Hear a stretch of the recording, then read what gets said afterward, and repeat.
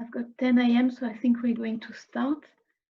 Can I have just one of the panelists telling me which slide you can see? Is it the 50 solution title or is it the interpretation slide? Interpretation. Okay.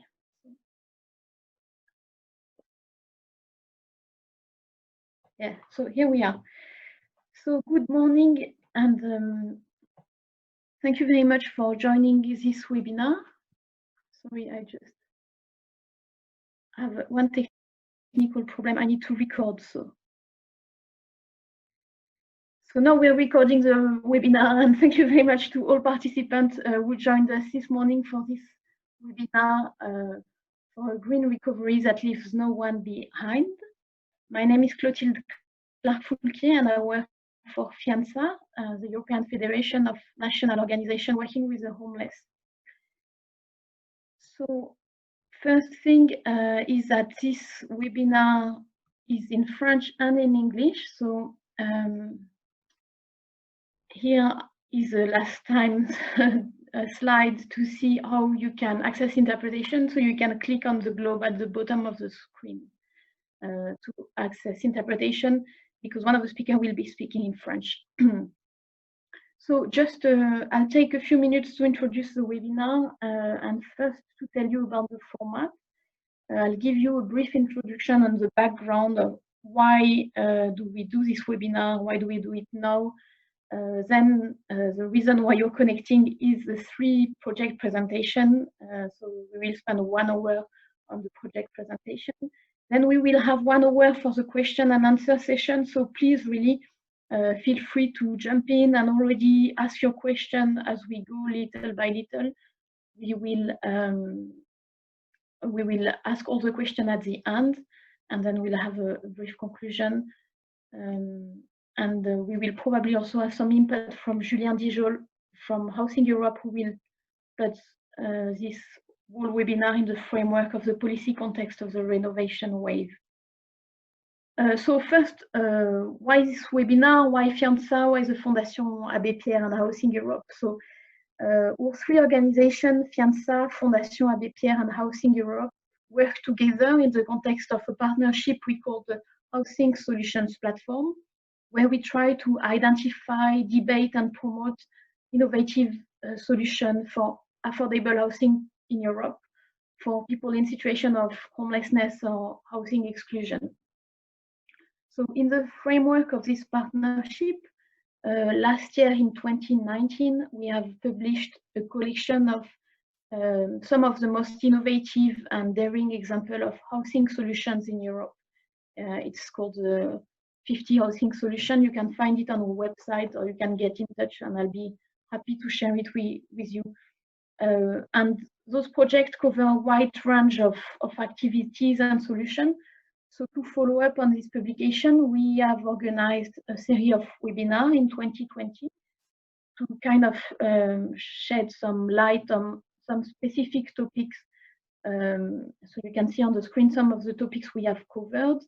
And this specific webinar now is to look at some housing solutions that address both the issue of housing and energy performance. So to put this back in the context of the green recovery and the Green Deal. So I'll just say 1 word on the policy context, but Julien will develop later. So the European Commission has launched about 2 weeks ago a renovation wave for Europe. So at the moment it is a broad action plan, and the idea is to target investment, public and private investments, to trigger a massive building renovation wave in Europe.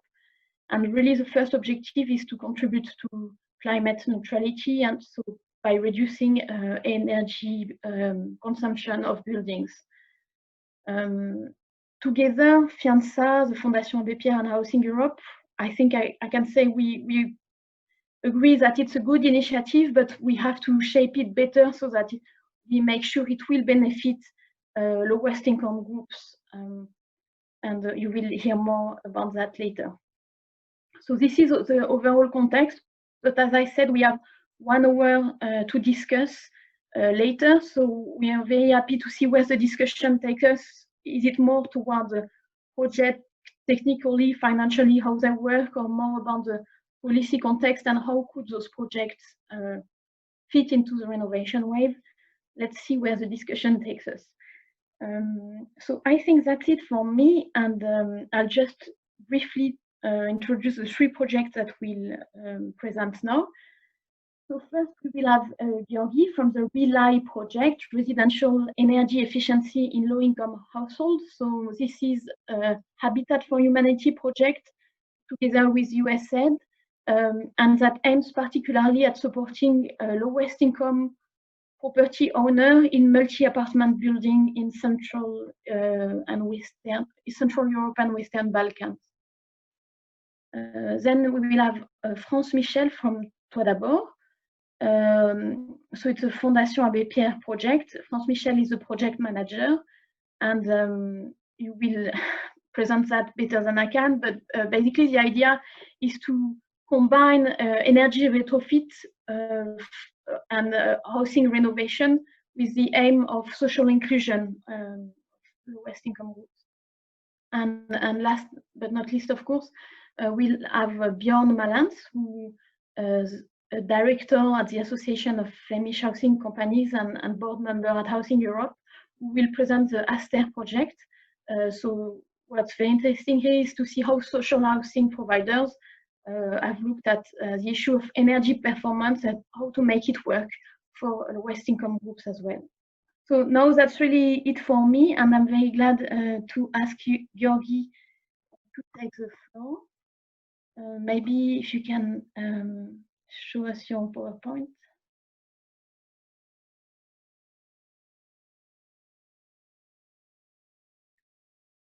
Okay. Hello, everyone. Can you see my screen? Yeah, great.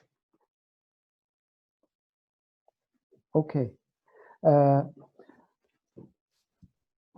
I am representing Habitat for Humanity International. My name is Gyuri Sümegi, and first I want to thank the Housing Solution Platform and especially FEANSA for inviting me to the steering group for the 50 housing solutions, and which was a very educational experience for me, and also to give this opportunity to give this presentation about our key project in Eastern Europe. The project is called, as Clotilde said, REELIH, Residential Energy Efficiency for Low-Income Households, and it is a partnership with the U.S. government's development agency, USAID, and is going on for 10 years now. First started in Macedonia, now North Macedonia, and then going over to Bosnia and Herzegovina and Armenia. So we are talking about mostly countries outside the EU, in the EU neighborhood, but also there's several connections and implications for countries in Central and Eastern Europe inside the EU. If I talk about 10 years, it's clear that I'm not talking about a project and the results of a project. It's much more about an approach, an attempt to really change the segment of a housing market, the segment of these multi-apartment buildings you can see in the picture, and how to scale up the renovation of this. So sometimes if it sounds general, it is general because we are trying to change the whole approach and market actors, and not just a one-off project which lasts for 2 years.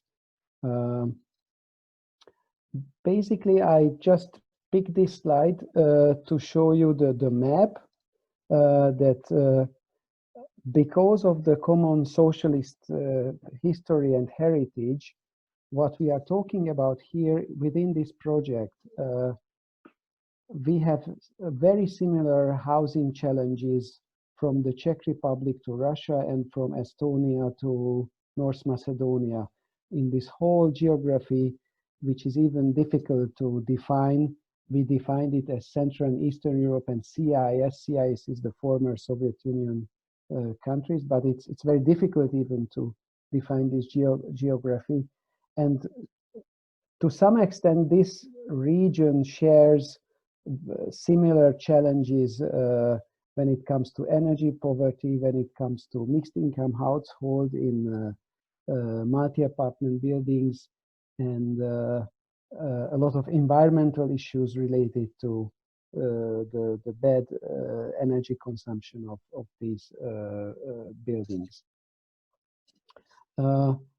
Probably you all heard this story, but let me remind you that what we are addressing now is basically a consequence of a huge privatization wave in the 90s in this whole geography, when the buildings, the multi-apartment buildings,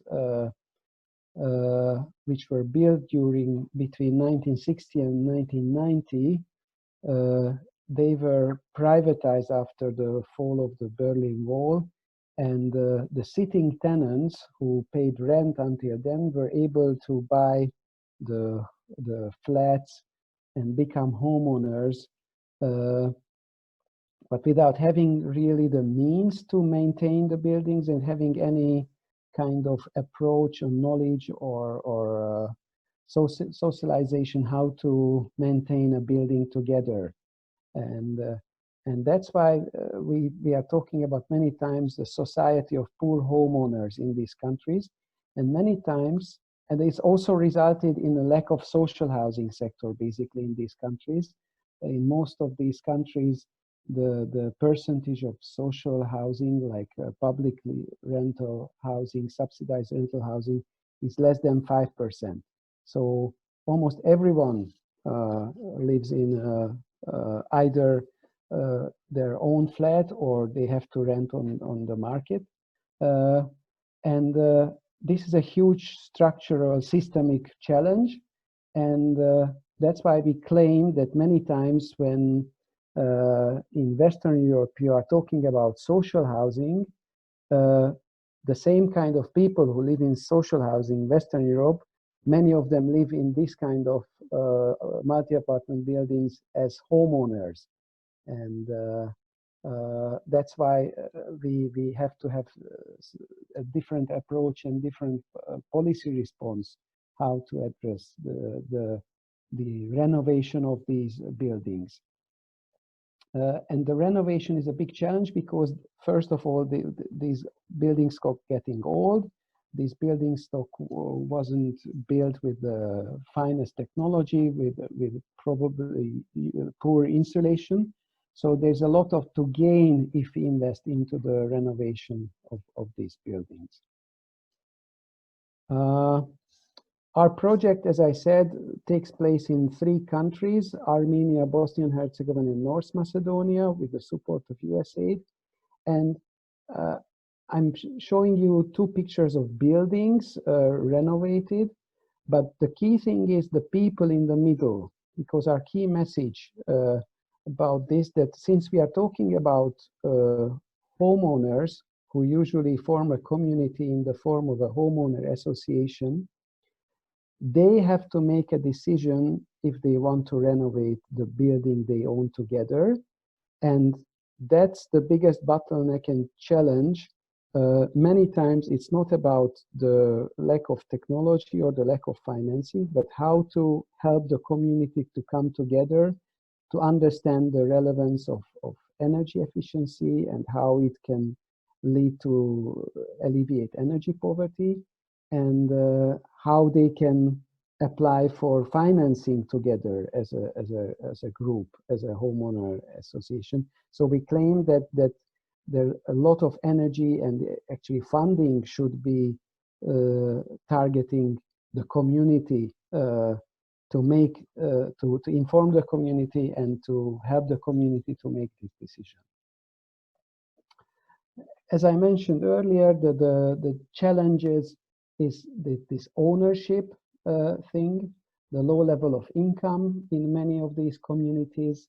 Also, these are mixed income communities, so many times the better off homeowners are pushing for a renovation, but there should be a majority vote, and sometimes it's regulated very harshly, like you need 70 or 80% of the vote.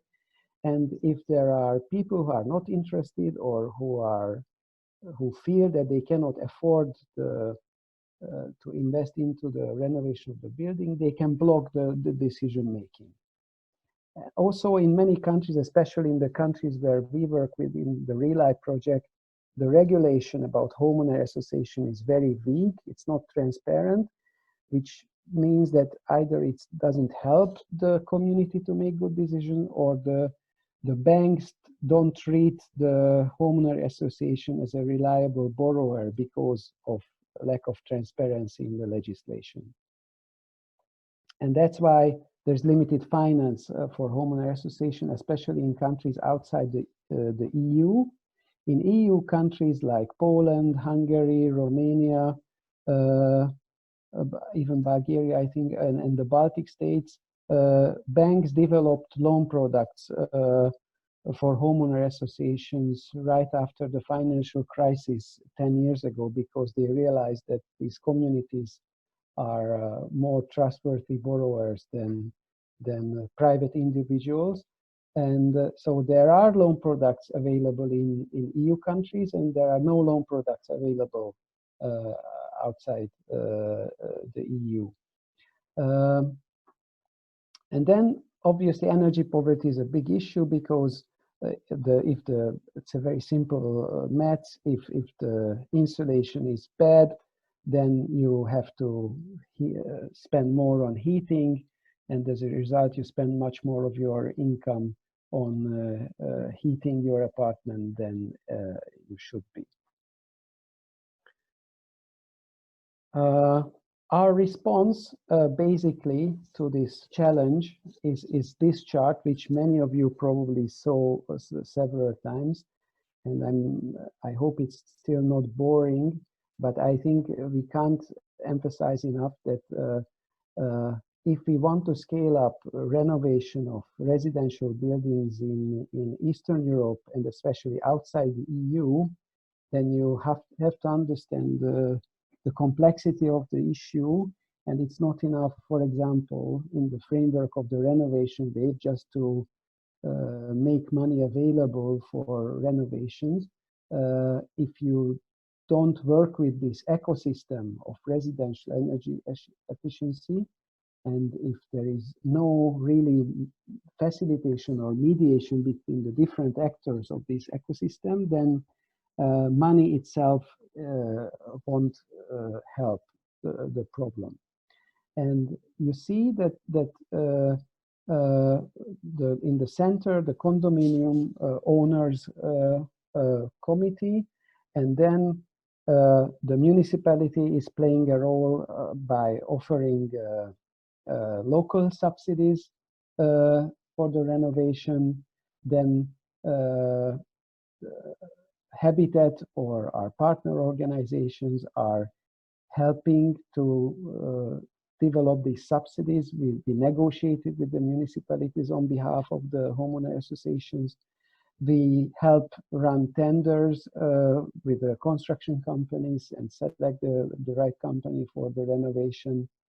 And then we also negotiate with banks for financing, because we believe that in the long term, subsidies cannot solve this issue. First of all, because we are talking about relatively poor countries where public spending is very limited, what you can expect for this. But also, it's not, if you really want to renovate 100% of these huge building stocks, which many times half of the population live in these multi-apartment buildings in some countries, you just don't have enough money in the form of subsidies. We strongly believe that there should be also a market response. The market response should be available loan products for homeowner associations. And in these countries, we negotiate with financing institutions to offer loans. Now, at this stage in the REELIH project, these are all one-on-one agreements with banks. And what we are working on is to change the system in a way that it should become a regular lending practice for banks to offer loans for homeowner associations. And then I just want to show you some of the activities we engaged in. I mentioned that working with the community is a key, either by raising awareness or helping them making the decision. And for that, we developed this website, which is an information website for the homeowner associations, and we developed it in 3 languages, in Bosnian and in Armenian and in Macedonian. And this is a good information tool for communities. Then obviously you have to demonstrate you have to make your case by actually having renovation projects. But I remind you that the main target of our intervention is not that Habitat should renovate a lot of buildings. We are just testing models, trying to get together actors, but we believe that the market should solve this problem with some kind of subsidy and some kind of regulatory help from the government. And then that's why we are working a lot in legislation, in regulation, and on subsidies, either at local or national level. And obviously, the biggest obstacle is the biggest thing we need is good and transparent regulation on homeowner associations. And then at a regional and EU level, we try to raise awareness about this specific challenge. On the left-hand side of the picture, we organized a conference in Brussels a couple of years ago, and we are planning to organize a second conference on this next year if the COVID situation allows. We keep publishing good research with the help of some think tanks and research partners. And we also have an English website dedicated to this whole approach, and the website is called getwarmhomes.org, but I will show you the link at the end. This is just a slide to summarize all these activities. And to go into the details in some of the project countries, just some highlights. In Bosnia and Herzegovina, we did very little renovations, but our partner organization, Enova, developed this digital tool, which is a 3D digital tool where they created a typology of buildings in the Tuzla canton and estimated that for which type of building, how much investment you need for a deep renovation. And based on this, they were able to tell the Tuzla canton government what kind of investment is needed for the full renovation of the housing stock. And based on this work, they were able to help the canton to develop their local energy action plan and start developing a small subsidy for building renovation. In Armenia, we did some renovation, but the big work in Armenia is focusing on the homeowner association legislation. In Macedonia, where the project lasted the longest, we renovated quite a number of buildings. We created a big database. Our colleagues went from municipality to municipality, and in all the 80 municipalities, they basically mapped the multi-apartment buildings by basic criteria, and all this data is available on this website. We also set up 2 companies, licensed building maintenance company and a construction company. So they are really into setting the example and trying to really move the market themselves. And then they are very much engaged in policy discussions. They are sitting on working groups for the law on energy efficiency and the housing law and social housing law. So they are trying to address this issue in North Macedonia from the complex policy perspective. I'm super happy that we are going to have a reflection by Julien from the point of view of the renovation wave. This is a summary of our policy agenda when it comes to these privately owned multi-apartment buildings in Eastern Europe. Currently, the facilitation work we do is funded by USAID. So basically, this is our subsidy to these communities. But it can only be sustainable if there is subsidy available for facilitating organizations like Habitat who can continue this job. Compared to the price of a renovation, this is minimal cost, but still it's a cost. We need obviously targeted subsidies for low-income households or neighborhoods. I say it here if possible because there's a limit how much governments can afford, but also it's very difficult to have targeted subsidies. How you identify the 5 families in a building where there are 50 households, and sometimes it's very cumbersome to run targeted subsidy schemes. And of course, our biggest added value as Habitat for Humanity together with USAID, that we are really trying to work on the market. We call it de-risking mechanisms for commercial loans for energy efficiency investment. And as I said, it would entail a good homeowner association legislation, which would make the homeowner associations good, trustworthy borrowers.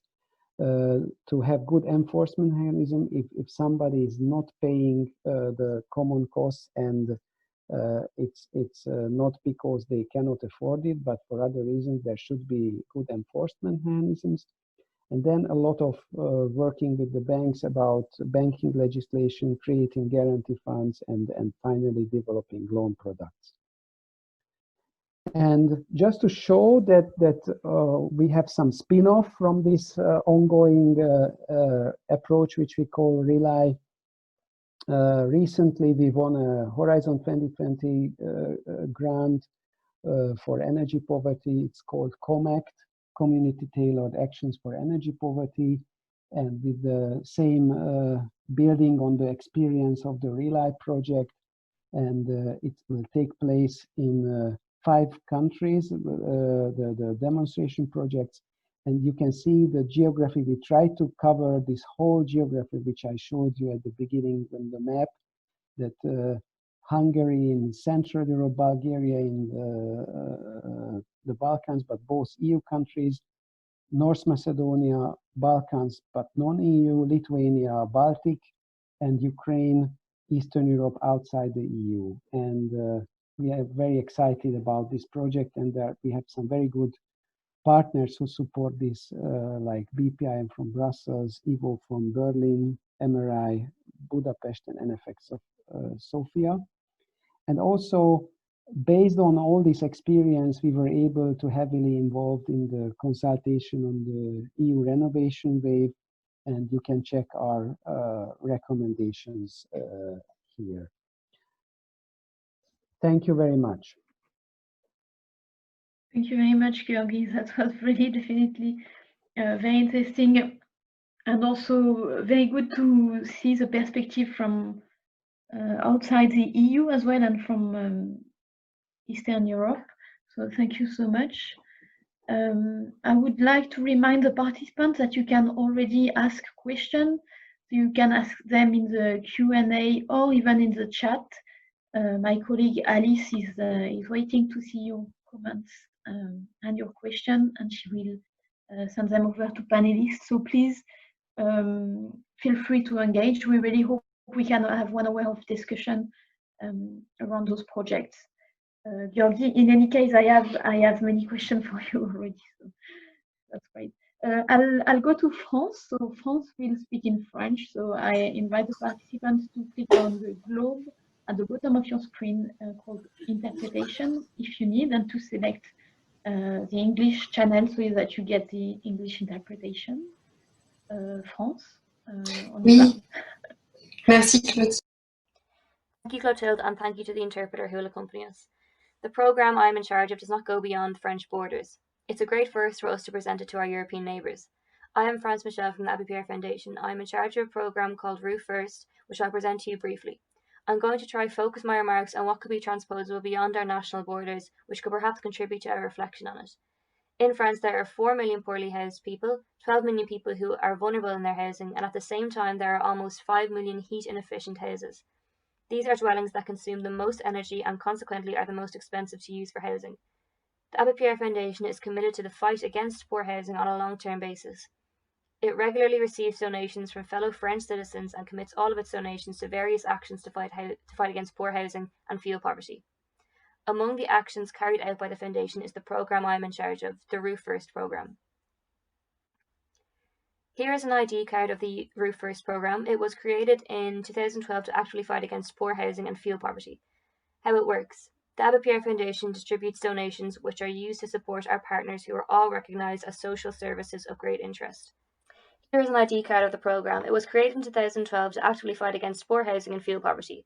How it works. The Abbé Pierre Foundation distributes donations which are used to support our partners who are all recognised as social services of general interest.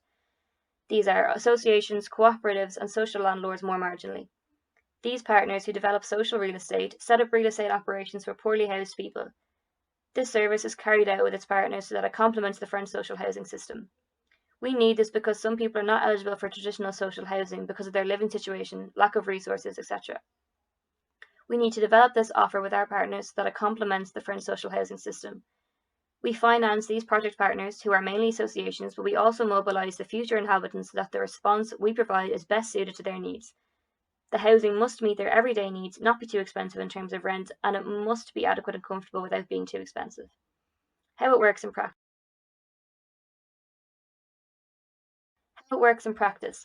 Abbé Pierre Foundation finances up to 10% of the housing creation operation. By providing these funds, it acts as a lever, i.e. providing political support to leaders in their search for housing, future buildings to be renovated, and also in raising funds from other potential financiers, be it municipalities or departments, all the different administrations that can come and co-finance housing. We provide this financing in the form of subsidies for real estate operations, but we also rely on the French regulatory framework because it gives us a great deal of security. Social housing in France is instituted and it makes it possible to guarantee over time that the use of the Foundation's funds, and above all the use of housing, will really be in line with the initial objective, i.e. supporting poorly housed people, those who have no housing, and that they can stay there as long as they wish. To rely on the French regulatory framework means that all housing will benefit from aid, public subsidies from the state and local authorities. They will allow the inhabitants to have access to personal assistance, what is called personalised housing assistance. This means that the people who live in the dwellings will be solvent. Their rent will be reduced to a minimum. It will be capped but be partly covered by this personal assistance. This framework also provides security in the fact that our partners will sustainably use the housing that we finance as social housing. The housing cannot be resold or speculated on, nor can it be rented in any other framework than that of social housing. Moreover, not only will these dwellings be used in the long term in a secure way, but there is also a guarantee that the allocations, i.e. the process of selecting tenants for the dwellings, is carried out in a very transparent framework. This means that the social emergency in which people may find themselves is taken into account, and on the other hand that the partners who manage the dwellings themselves are subject to different controls, the transparency of their accounts, etc. The method is to use leverage with other actors, whether they are financiers or owners. We mainly intervene 90% of the time on average on rehabilitation operations of old buildings. These can be buildings that contain housing but also other activities to convert them into efficient housing, which means that we help to reduce the vacancy of housing in the city centre. We operate exclusively in France. We've been financing an average of 500 to 600 homes every year since 2012. We have exceeded 5,000 housing units financed. There are two types of housing that we finance. Either they are diffuse housing, i.e. housing located in a co-ownership in a collective building. It is more complicated to intervene in diffuse housing in order to make an efficient product at the end of the work, because there is a dependence on the co-ownership. This means that sometimes we cannot intervene as we would like, especially on insulation, but in all cases we manage to greatly improve both the comfort and the use of the dwellings. In a third of the cases, we intervene to finance small collectives. These are small collective buildings of about 20 dwellings, which are boarding houses or specific residences for young people. Boarding houses are a French model. They are housing adapted to people who have lived on the streets for a long time and who are experiencing great difficulties due to the prolonged isolation in which they've lived. This housing is adapted in the sense that not only do people have their own accommodation, but they also have at their disposal premises and rooms for collective living, which are generally kitchens, living rooms, and dining rooms. In addition to these different types of housing that can be created, the households which RBPR focuses mainly on, households that are below the poverty line and 50% below the extreme poverty line, can be reached. These households are diverse and varied apart from the fact that they all have very low resources. Many households include children, as half of the people living in the dwellings we have financed are children. Another very important result for us. The funding provided by Fondation Abbé Pierre makes energy gain possible. On average, it is around 70%. The energy performance measured after the work is 70% less than before the work. This allows a very significant gain measured at €300 per year per unit of consumption. This is the saving made by a household living in a dwelling such as those financed by the Abbé Pierre Foundation. Let's go into a little more detail about the method in order to think about what could be imagined elsewhere. One of the peculiarities of this mode of production, which is on a very small scale compared to what other donors do in general, is that the activity is divided into different phases. Of course, it's necessary to mobilise land and think about how to find vacant buildings, i.e. going to see owners, often the communes. This often happens through the intermediary of the communes or public land tenure institutions, i.e. the local authorities acquire vacant buildings and then sell them on to the associations we support. This is also where we rely on the local authorities. Another peculiarity is that the acquisition of this land is not necessarily done of full ownership, but is done by steps, i.e. through rehabilitation leases which allow the cost of the operation to be reduced, since the initial owner generally gives his right to operate his building free of charge over a given period, generally 40 years, to carry out work and operate in the way I described earlier. The graph you see represents the difference in the way the transactions are set up. We are on the left in real property law, through a lease or freehold when the acquisition is made in the conventional way. This shows that with an almost constant budget, you can put a lot more money into the work when you are in real estate law or through a lease, which allows you to carry out operations that could not have been done if you had to acquire full ownership.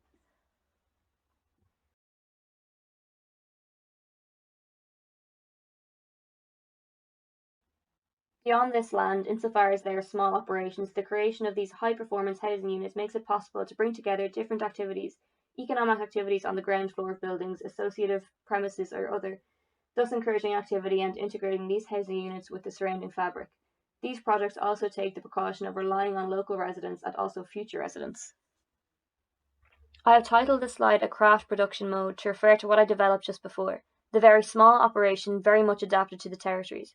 It is based on the mobilisation of the land and then on mobilising other financiers. The difficulty is that they are very heterogeneous in France.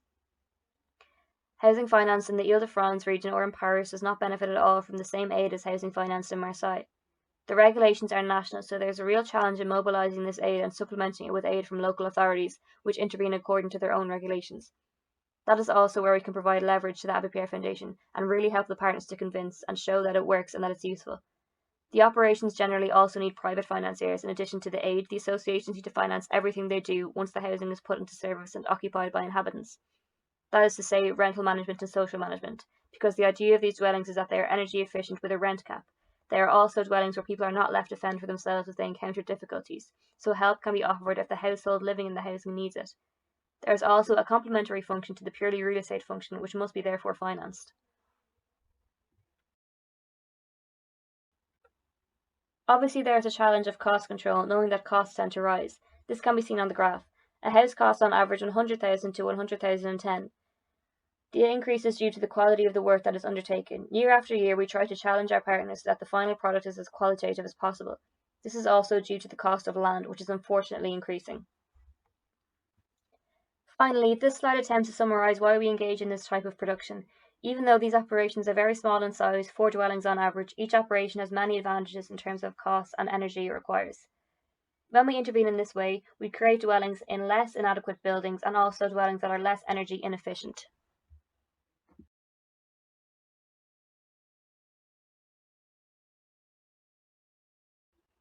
We manage to create economical accommodation, comfortable accommodation, and accommodation whose social use is guaranteed over time. Supported housing is produced, in the sense that there will be rental and social management implemented, and which will be adapted to the needs of the households. It is also social housing that is normalised and therefore non-stigmatising for the occupants. It is also distributed throughout the territory, close to the city's living areas and services. It's also sometimes possible to include additional activities. The last 2 points, which are fundamental for us, are that in this way we create social housing without consuming land which is not already built on, and for future generations it's essential to think about this. The last point is that it's essential for us to make housing first, i.e. to make housing directly accessible to people who are deprived of it, who are living rough, without them needing to go through stages of shelters or anything else. Donc la première, c'est produire en zone très tendue. Là, on est dans le cœur. First of all, is about housing production is a very tense areas. So here we're talking about Quartier des Marais in Paris.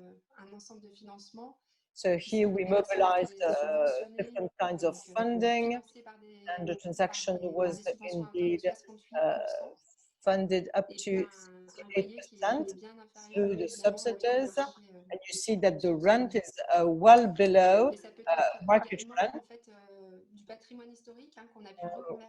Here you see an example of historical heritage in Alsace. We've been able to develop housing in the former courthouse. And here another example, housing units that you can develop with the support of local public real estate stakeholders. Here we're talking about Grenoble, that's to say a big city where housing needs are quite considerable. And then by focusing on these local public real estate organizations, we can mobilize specific buildings. And last but not least, Île-d'Oléron.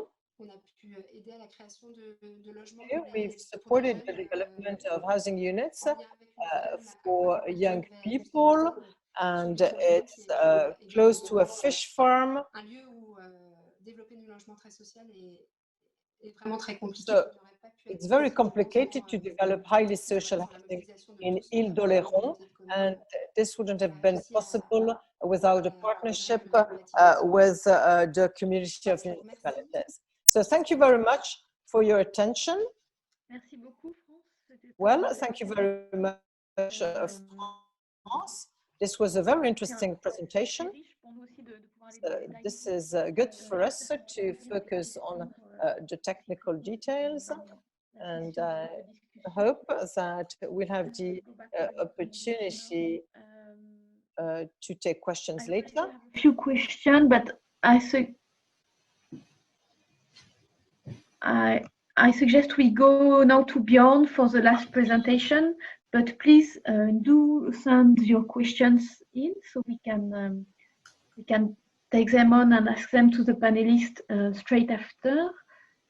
So Bjorn, are you here? Yeah. Oh, great. Yeah, sorry, there was something with okay. So it was on French, so we were being translated from English to French. Okay. Just didn't have a clue to turn it off. So I will try to share my screen so that we can start.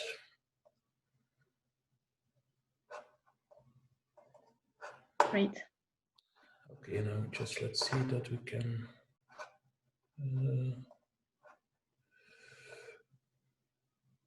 Okay, here we go. First of all, thanks for having the opportunity to present the ASTER project today. Also one of the 50 out-of-the-box housing solutions that we selected with the Housing Solution Platform. And also from the perspective of Housing Europe and to give some idea how we see this kind of projects. And there are a lot of projects, of course, that have more or less the same approach, and how we see that in social housing, and especially the scale we have in Europe and in most of the member states to actually give quite a big incentive to sustainability on the one side, and also to tackling energy poverty on the other side for our tenants, because I think it's the combination of those three things. I mean, we have a solution for sustainability, we have a solution for energy poverty, and of course we can do it on quite a big scale in Europe. You know the figures. Aster itself, well, I will just explain the name. It's an abbreviation. It says access to sustainability for tenants through energy efficient retrofit, which I think more or less gives a very good idea what we're trying to do. What we're trying to do is on a large scale with a technical approach that has proven that it works, and in this case it are solar panels, to try to do a very big additional investment in sustainability and tackling energy poverty for the social housing tenants in Flanders. Just a short introduction about Aster itself, and also what is behind Aster. I myself, the director of VVH, which is the Flemish Association of Social Housing Companies, so the umbrella organization of social housing companies in Flanders. We are a member of Housing Europe, and also a board member of Housing Europe. And we represent 99.9% of all the social housing dwellings in Flanders at this moment. It's around 7% of the total housing stock, which is not so much if you compare it with for instance, our neighboring countries, but it's still about 165,000 stock. Mainly the social housing companies themselves, mainly they are owned by the local municipalities. And of course the policy is at the regional level, because social housing in Belgium is totally at the regional level. So as good as none of the policy making is done anymore at the Belgian level. Of course, you can, for instance, talk about VAT, which is still a Belgian policy, but mainly it's steered from a Flemish perspective. So Aster is a project that we started, let's say, 3.5 years ago, and the idea was to see if there were available European funds that we could use additionally to the general investment fund from the Flemish government, to do investments that could not be done by the Flemish government. So the idea was to set up a special purpose companies and to finance investments in sustainability. Sustainability was a very important perspective, but also tackling energy poverty of our tenants, because we saw that in a lot of cases we have a differential rent, which means that most of the rent is based on the income of our tenants. And we saw that in comparison, their energy bill was very often a very important part of what they had to pay in housing cost in a month. And it was increasing a lot. So we tried to find a solution to say, okay, let's try to find a solution for that.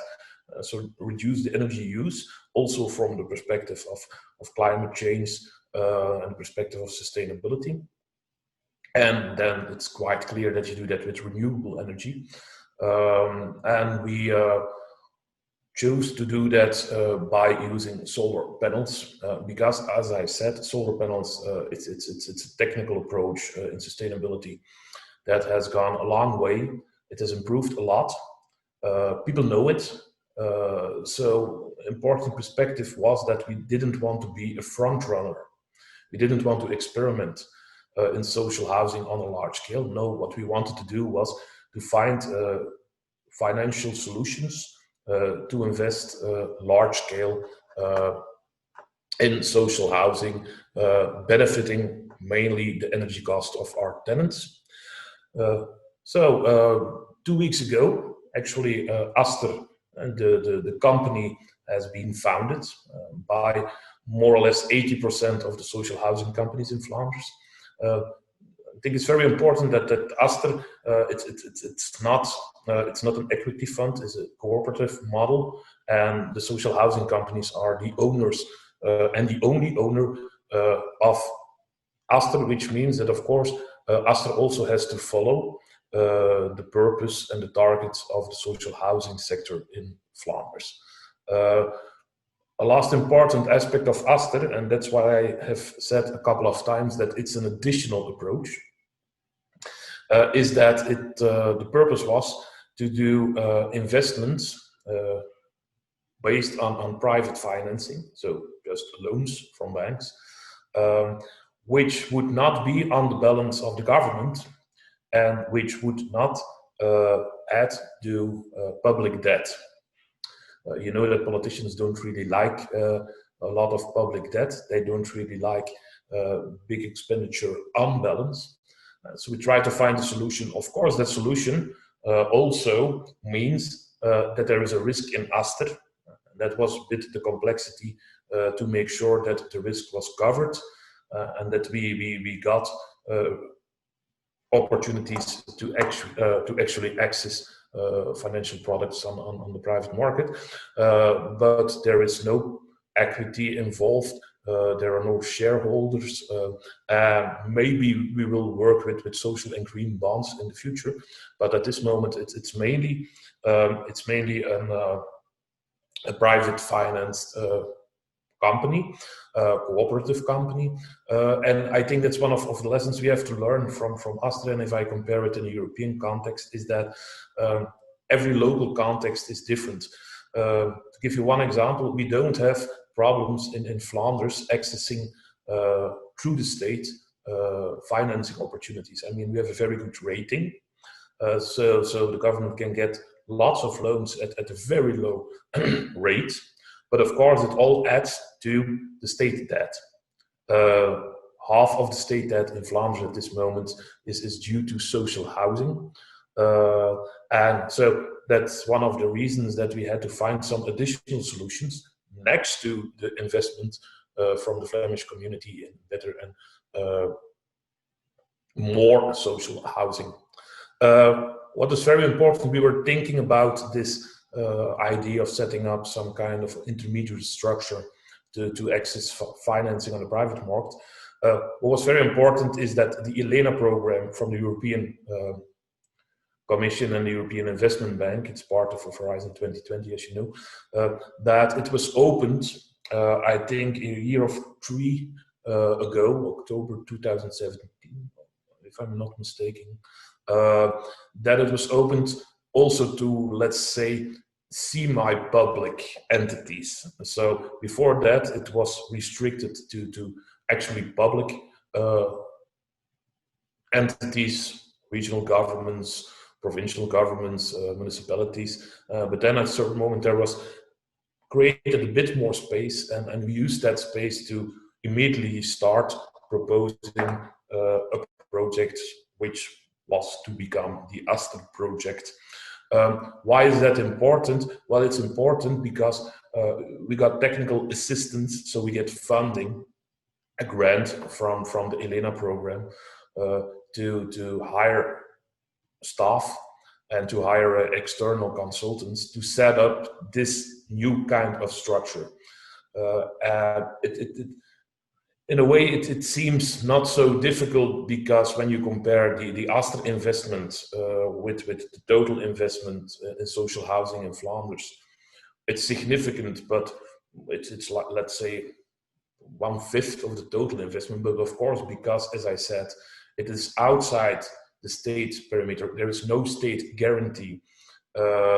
It doesn't add to the state debt. It's not unbalanced, which means, of course, that there are a lot of risks involved, and you have to find a solution, talking with financial institutions for that. And it was indeed the first ever private entity awarded an ELENA grant back in the days, also because we were more or less ready when the possibilities to broaden it to non-private entities open.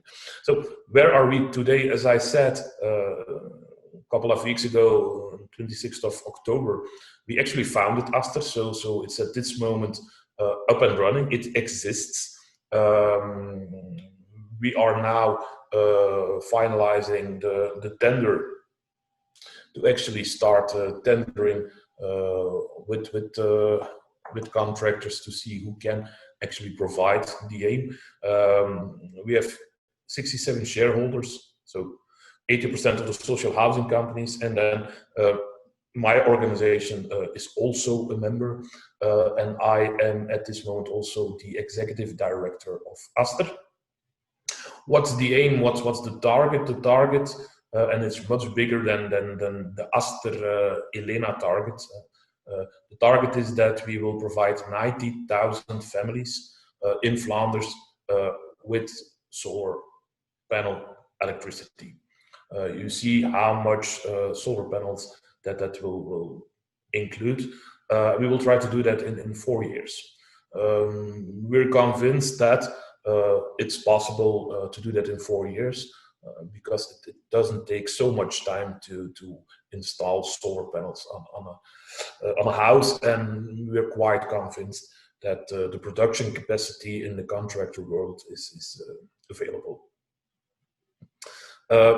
Just to give you a general idea more in detail about what this does in sustainability, I won't go too much in the details, but you see that we will install on 60,000 buildings, so 90,000 families, which means that we will also provide solar panels on apartments. To be honest, we start with small apartments. Why?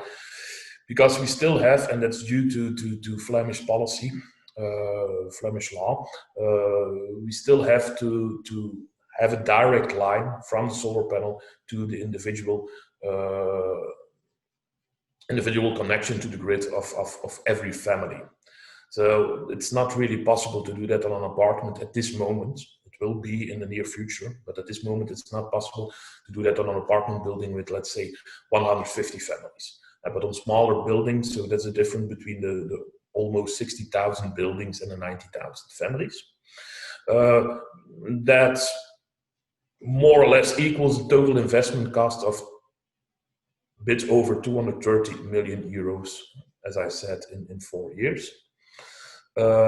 You see there also it's in Dutch, my apologies, but you also see the reduction of the decarbonization effect of Aster. And if you look at it, it equals more or less 1.5 million trees, which would need a forest of about 4,500 football fields, which is, in my view, quite impressive. If we get it up and running, we had quite some press coverage when we founded Aster a couple of weeks ago, and one of the financial newspapers wrote that we would be, in a way, the biggest solar park in Flanders when we get this up and running. A very important aspect that I wanted to add is also what it would cost to tenants. Well, that's quite simple. It can't cost anything. So there are very hard. Well, they made it clear in legislation that it has always to be break even for a tenant. So the idea, of course, is that the tenant will have a lower energy bill, and that's how Asterwerk works. So what we do is we show the tenant what he's saving on his energy bill, and we ask a fee or retribution for the use of the solar panel. And they have the guarantee that they will never pay more. And of course, the idea is that they will save a couple of, well, let's say, between 150 to maximum 350 euros a year on their energy bill. So they have this guarantee, and what they pay as a fee is based on the social tariff. It's also very important. Of course, we have a lot of tenants in social housing in Flanders that pay social tariffs for investment, for electricity. But they have this guarantee. Also, the tenants that don't have this social tariff privilege. And it's based on 80% of the social tariff, which means that if you would translate it one-on-one, that what they pay for solar panels, solar electricity, is more or less it's more or less the half of what they would normally pay for electricity if they get it from an electricity provider. There is one thing that has changed, or that will change on the 1st of January 2021, and that is that we will work from that moment with a digital monitoring of electricity use. So in the past, solar panels, every electricity that was produced was rewarded. So you got a one-on-one, even if you didn't use it directly, you still got money for it. So it was still deducted from your energy fee. That will change, which is quite normal that it will change, because it had some kind of idea that the grid was one big battery, which of course it isn't. And the grid also was deemed to have some capacity problems. So they've changed it in a very direct digital monitoring, where you, of course, if you use it directly, you don't have to pay, but you get a very small retribution to put it on the grid, and you can't get it back directly. So what's very important at this moment is that we have to invest a lot in communication with our tenants, that they have to maximize their direct consumption of electricity. Because they need, we need, I mean, as I said, we have a guarantee that they will never pay more, but we need 38% direct consumption to make the model for the tenant break even. Everything above 38% is pure profit for the tenant, and of course for society in ways of climate change, sustainability, renewable energy. It should be possible to get everyone above this 38%, because the installations, solar installations, are not so big. We had to keep them quite small, just because of all of this, and also not to promote overconsumption of energy, of course, because that's what we see on the private market a lot, and that we have those big villas with a lot of solar panels on it, and they use it to because they have excess of energy production, they use it to heat their swimming pool in the winter and things like that. So that's why we tried to keep the installations rather small, but it will need, and there is a very big part of Aster that will also be about communication with our tenants. We will need to give them tricks and tips how to maximize their direct consumption, and also to see if might be possible that we can provide some solutions We were already starting to look at neighborhood batteries. At this moment, it's still too expensive to do it on a large scale, but also that is evolving quite fast. Maybe smart dishwashers, smart fridges, smart washing machines and things like that. See if we can do it in a group tender. There are some things that we're exploring right now. And that's the last thing I might want to add is that these kind of solutions are very dependent on local context. And I have give you some idea of the framework in Flanders, but it's totally different in other member states of the European Union. And so we also need piecemeal solutions for that. We have combined a lot of those in our Homes or Deals website of Housing Europe. And you will see that there are very different approaches. Some focus more on the energy poverty, some focus more on training the tenants, some focus more on large-scale renovation solutions. Main thing is that you always have to look at it, as I said, local context and to be flexible. And of course, there is very often one big obstacle, and it's policy. But at the same moment, policy, local legislation, same moment that's something that if you take your local government and your local parliament with you, that you can try to address and that you can try to change. Because we also had to change some legislation, and I think that's the last thing I will add, is because this concept is based on a split incentive model. So we prove that the tenant is saving money, and we use it to invest in renewable energy.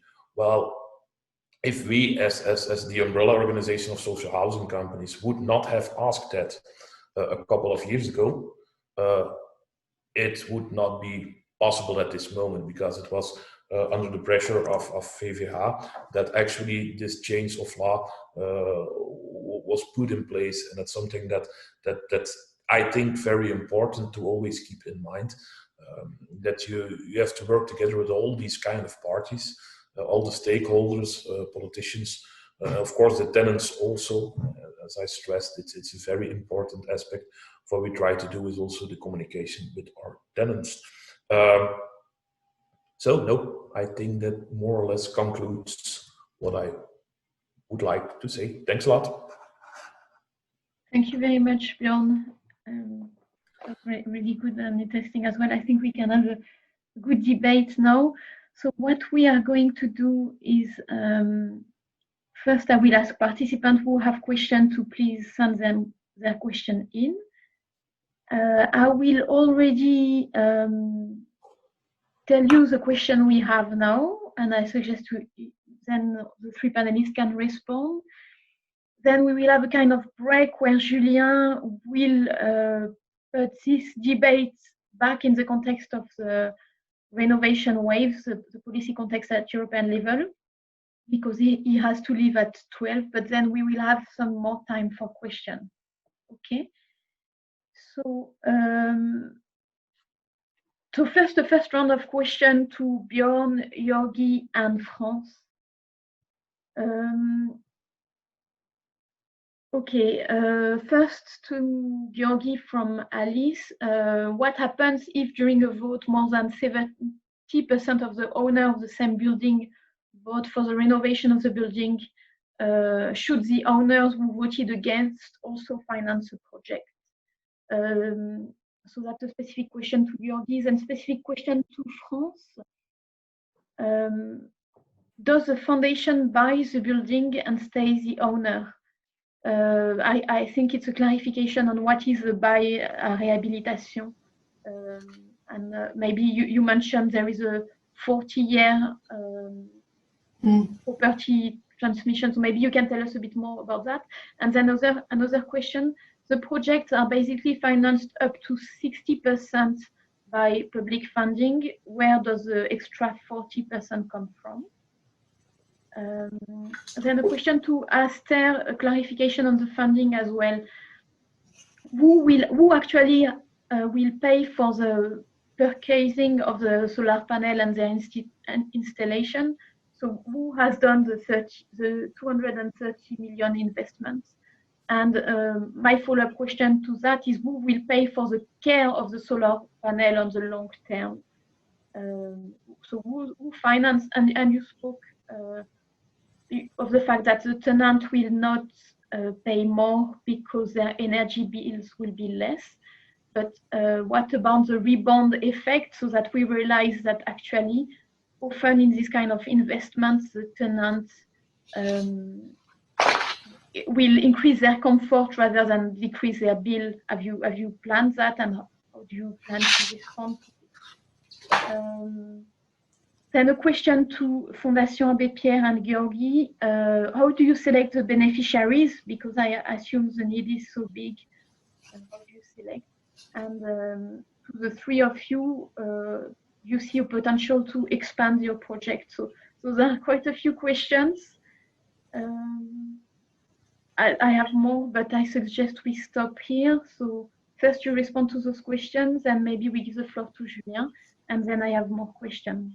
And then I hope participants who can send more. I saw that Johan Stress, you raised your hand, but then you lowered it again. So if you want to raise it again, I'll give you the floor afterwards. So maybe we start with France. Ok. Je vais répondre en français. And I will answer in French. France will answer in French, which is logical. Okay. And I will translate, of course. Alors, sur la première question, on the first question de Mike, by Mike, alors la Fondation Abbé Pierre n'est jamais the foundation does not own the housings. We are not the owners. We fund, we support the project. We provide our assistance, but we are never the owner. What I said earlier is that it's a possibility under the French legislation. There is a possibility to acquire the right to renovate, keeping in mind that there is still another owner which keeps the full ownership, and it gives the right to renovate to our organization. And after the 40-year lease, they get back the full ownership of the building. So we are not the owner, but the association that we fund is the owner. Either if they have the full ownership of the building, or they are only the owner of the right to renovate and to maintain. Usually, following these periods, there is a new renegotiation, and after 40 years, we ask for another lease, and we do more renovations. I hope that I answered your question. Concerning the second question on the way we fund our project, I gave you some information earlier.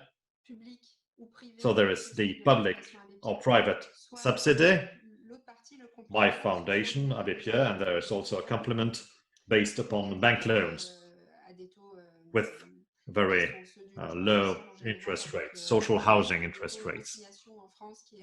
And the Caisse des Dépôts in France is a body that funds the building or the construction of social building. On still how we select our partner, we do not work on a tendering basis. What we do in Fondation Abbé Pierre, we have an open program, and we identified partners, or partners identified us and proposed projects and submit projects. So we look at their applications, we check whether the application fits with our objectives, and we try to support the development of the project. Usually we do that, we succeed. Sometimes it's a failure. We fail because the application does not totally correspond to our objectives. The target is not the same, or maybe It may be that that there is a lack of funding, or local authorities resist the building of the construction of social buildings, which D'un point de vue politique, c'est pas admis partout. I didn't get the question. The answer is, from a political point of view, all the local authorities do not favor the construction of social buildings. There are some local authorities which are against social housing because they have their own view of housing and poverty. And they think that constructing social housing will go against the harmony of the neighborhood. Sometimes we do convince them, but sometimes we are not good at convincing them, and we fail. I'm quite happy to say that failures are very minimal. Concerning the scaling of our project,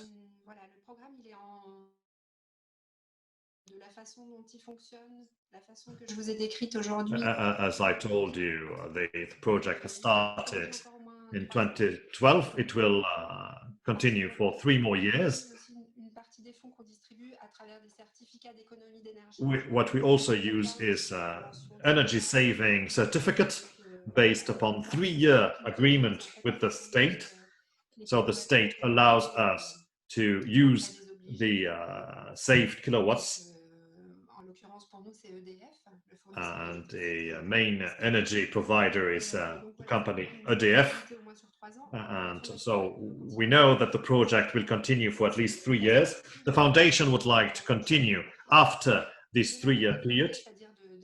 But are we going to upscale the project and reach 800,000 buildings per year? It will be a dream, but we are quite realistic. We know that we are not in a capacity to fund so many buildings today, to construct so many buildings today.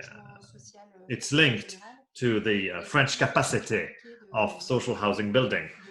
And today it's quite difficult to put into place such operation because there are lack and lack subsidies to construction. There may be elections and a change in power, so we have less funding mechanisms.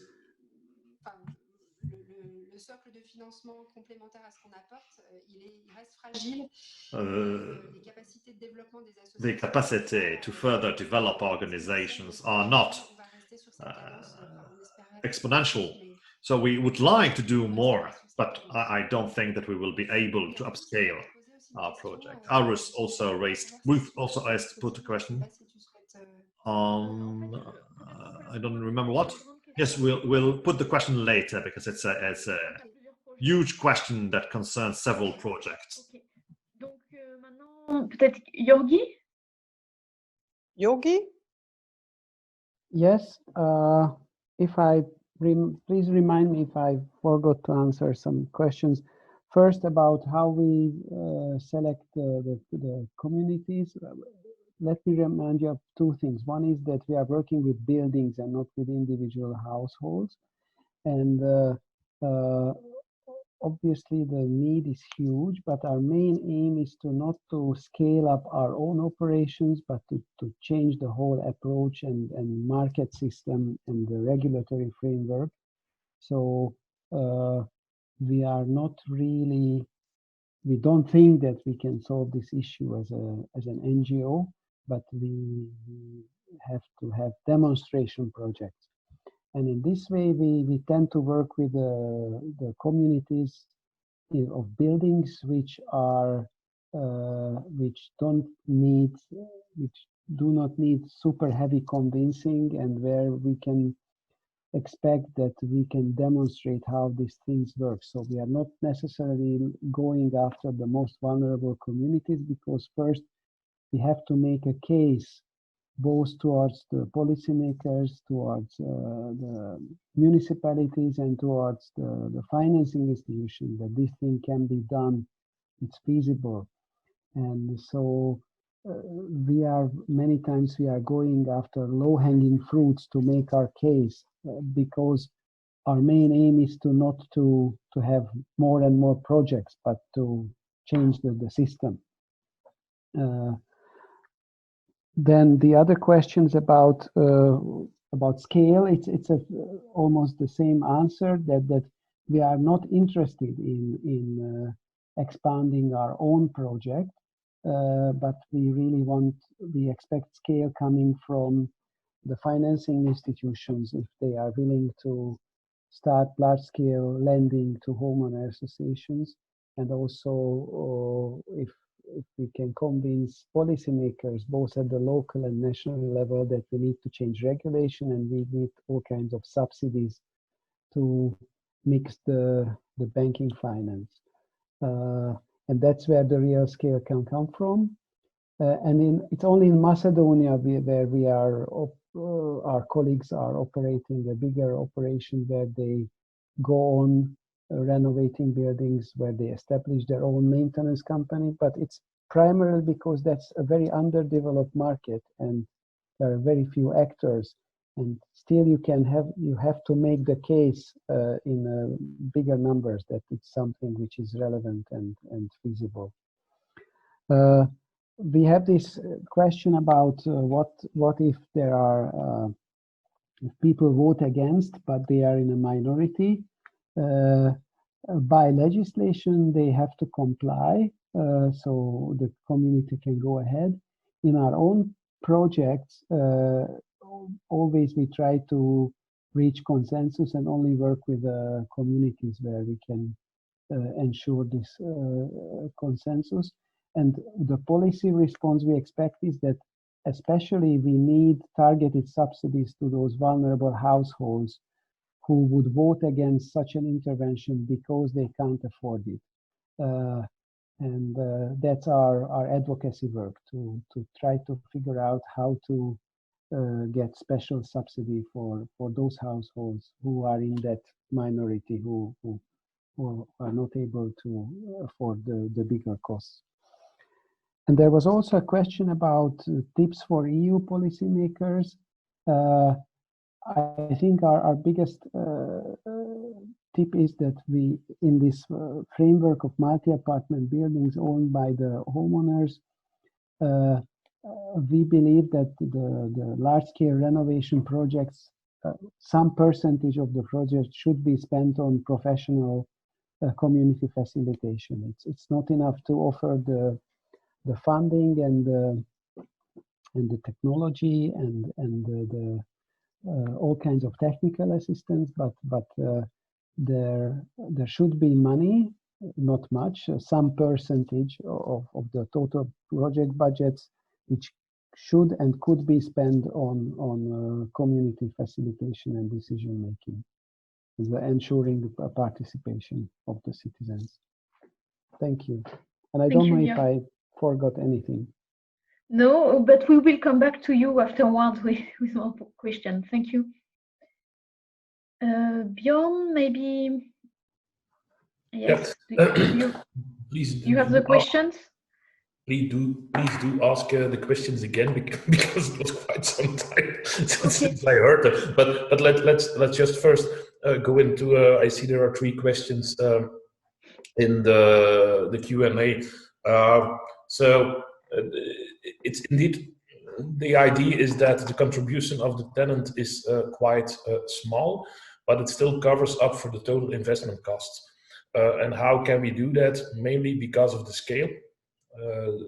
The scale is a guarantee that we can do it at a rather small price. So it's about 15 euro cents per kilowatt hour that we will have to charge, maybe even lower.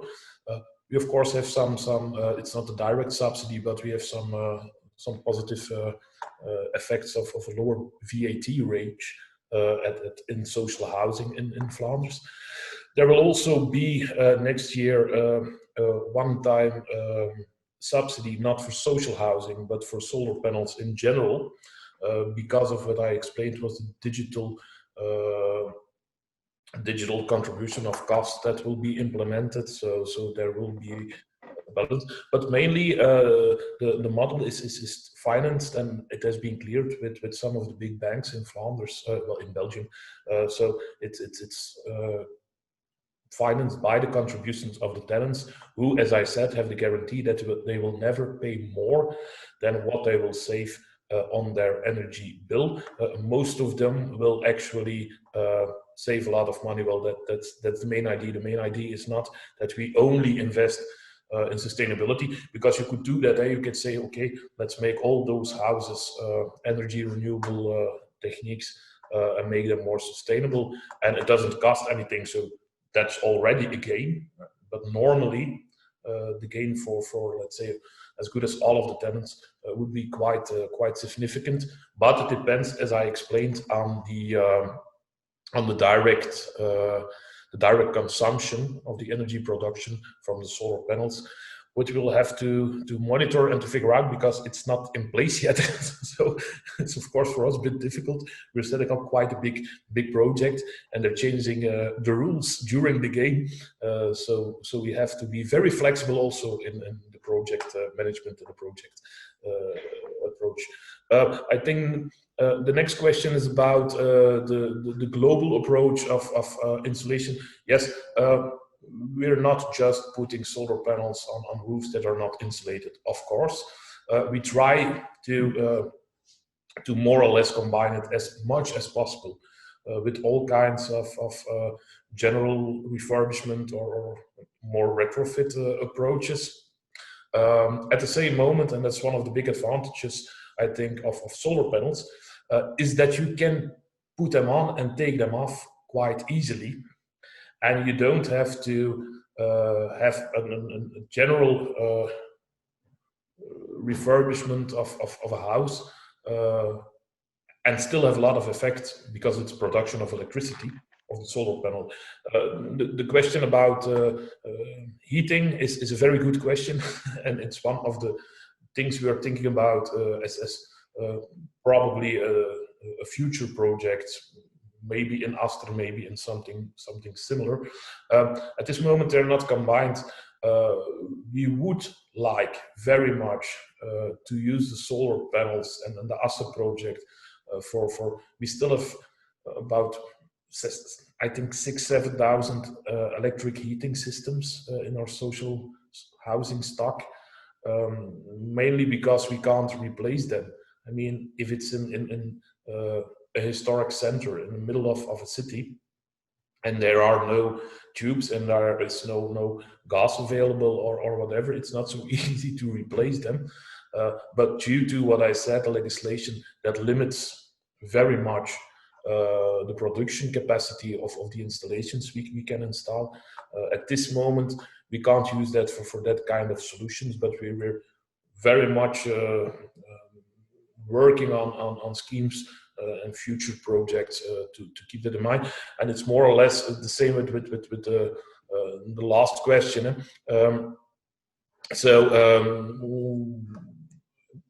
If you look at the 60,000 buildings, let's say that 3 out of 4 are individual buildings, and so 25% are apartment buildings.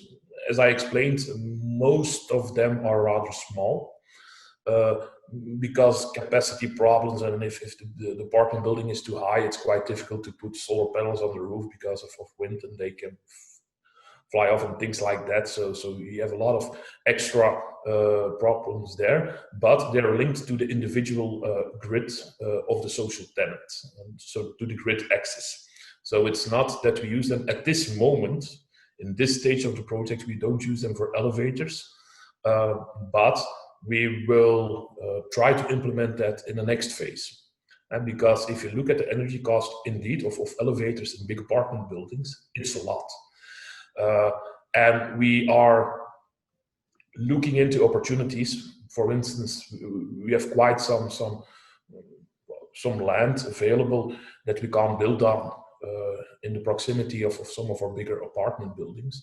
We are looking at possibilities to install, for instance, solar energy parks there with a direct line for the general costs of Oh, it's not only elevator, it's also just lighting, and even in some ways heating, where there is also a cost from electricity. But at this moment, and that's due to policy in Flanders and the legal framework, at this moment, it's still a very direct one-on-one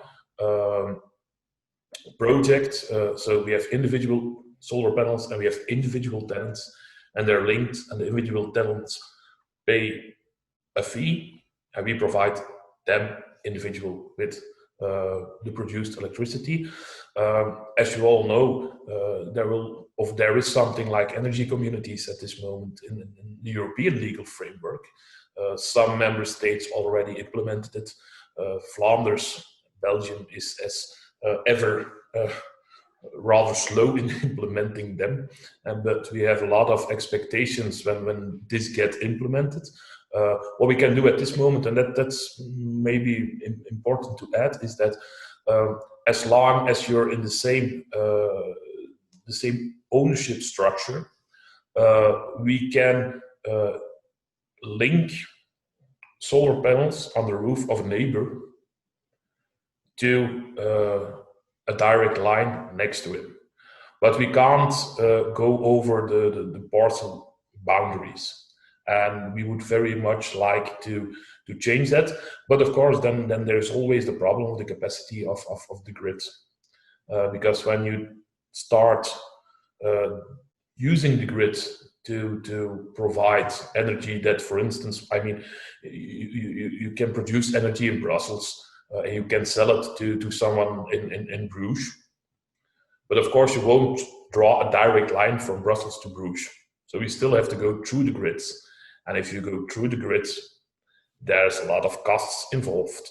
I mean, at this moment, the electricity price in Belgium, it's 20% production cost and 80% tariffs on the grids and on distribution and things like that. So that makes this kind of solutions quite costly, and that's why the direct consumption, also from a sustainability point, of course, but the direct consumption is so important, and especially because it saves the tenant a lot of money when they do that. The more they have direct consumption, the bigger their gain is from the solar panels on their roof. Thank you. Thank you very much, Björn. We will come back to you. I will just tell you, so Björn, Frans, and Georgi, some of the questions for you in the next round, and then but before you answer, Julien will come in. So just we had a question from Ruth, which I think is really interesting. I'll just read it out. So your project, Frans, by the Fondation Abbé Pierre, is characterized by a small-scale customized approach, which carefully targeting and outreach to some of the most vulnerable and poorly housed households. But the renovation wave will have an ambition to have quite a large-scale approach to attain volume.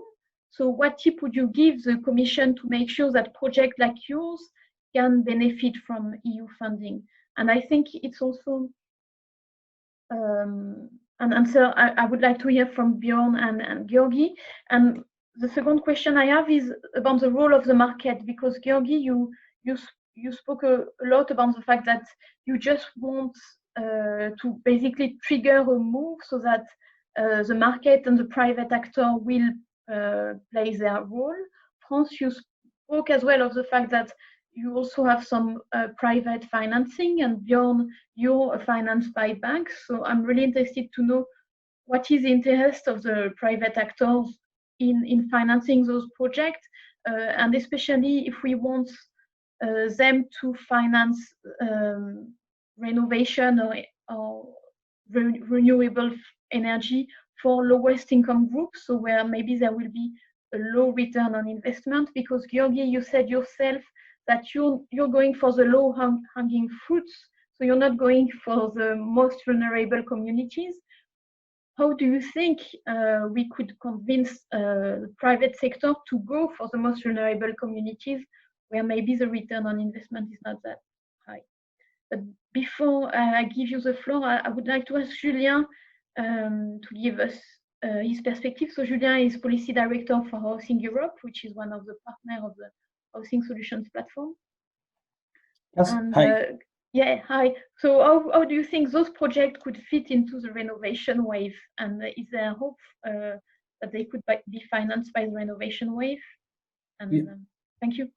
So no, I think very briefly, a very excellent presentation, and definitely the right question is this one: how can the renovation wave support this kind of projects? Not this one in particular, but the types of projects we were talking about today. So if I'm taking the projects today, first projects by Gyuri is really the question of deep renovation in a divided ownership context in Eastern Europe.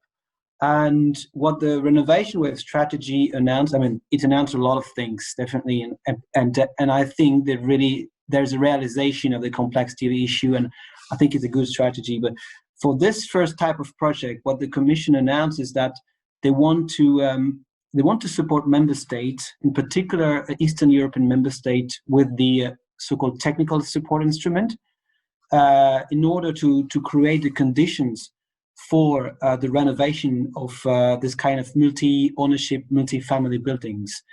In particular, they announce the support for what they call one-stop shops, which is a very interesting concept, whereby an entity, which actually could be municipality or a public housing company, will act on behalf of the homeowners in order to provide technical advice, but also to make the link with the banking sector. And we have and it's also interesting for the financing aspect. I mean, of course, finance is the big issue as usual. But in the paper of the Commission, they mention ideas like on tax financing. Basically, you finance the renovation through the real estate tax. And it could be interesting in a context where you have a public entity which finance basically the upfront investment on behalf of the homeowners, and then homeowners pay back throughout basically the time, with the necessary time, and through the real estate tax, and which makes also the fact that the financing is attached to the building rather than attached to the households. So if someone moves, then of course it continues to be reimbursed through the real estate tax. And I think there's an increasing awareness within the Commission of the importance of going to this kind of technical assistance, a one-stop shop, and also the role of the LNF facility. And so there's one specific mention of that in the paper, where they say that the Commission and the EIB will support setting up standardized one-stop shops that can be deployed quickly. And so, yeah, we will of course work with the EIB and Commission, and it's great if Habitat for Humanity and Gyuri can provide their feedback as well. On the second type of projects, we heard today about the role given or provided by association on providing an energy efficient accommodation for vulnerable groups. This is something that definitely we require, again, a cooperation at the local level. We've seen the example in France. Cooperation is happening, but we need, at the end of the day, we need also something that will support the cover of the cost. The cost that France mentioned are quite high compared to the average cost for renovation. So indeed, we need some support, and the support will definitely come from the public sector, which then pose the question of how the renovation wave can provide or unlock the necessary funding for this kind of project. The renovation wave does not have a budget attached to it, so it's a lot of it's basically bringing together all the different options and making sure that it will go in the same direction. One of these options is the recovery and resilience facility, so the recovery plan, and member states have the obligation to dedicate part of it to the green agenda, but also to make sure that it will reach out the most vulnerable. So when you will look at one example, France will dedicate 2 billion euros from this recovery plan to the renovation of private homes. There's a big question mark whether vulnerable groups will be reached out through this mechanism, and if it does, whether it will really have a lasting effect and not end up in doing, suboptimal renovation, bad quality in renovation, just in order to tick the boxes. So it's very important to to lobby national governments in making sure that we have the right mechanisms. And the last example today was from Bjorn. Is really how to support social housing in that case, in generating renewable energy on site, but more generally in decarbonizing local areas. And as you mentioned at the beginning, Clotilde, there was an initiative called the Affordable Housing Initiative, which has been announced by the Commission. And this initiative is really about supporting social housing provider in decarbonizing the neighborhoods and also promoting social inclusion and resident empowerment. So it's very great news that the Commission announced this initiative, which is supposed to renovate 100 districts in Europe. However, 100 districts is not a lot, and again, the question of finance remain unclear. So we are going to push the Commission to dedicate one specific budget line to this initiative, whether it's through the revenue of the emission trading system, or whether it's using, for instance, the EIB loans that can cover part of the cost. But the idea is really to support local area regeneration driven by social housing providers, but also making sure that the private sector, which sometimes really is about the most vulnerable people, they will also be embarked on taking into account in these local regeneration programs. Also very important is to look at the production of renewable energy, and the example of that given by Bjorn are great. We see the direct impacts of direct consumption on site, self-consumption. We have now increasingly examples throughout Europe about how renewable energy can really decrease the energy bill directly, and so we need to support that.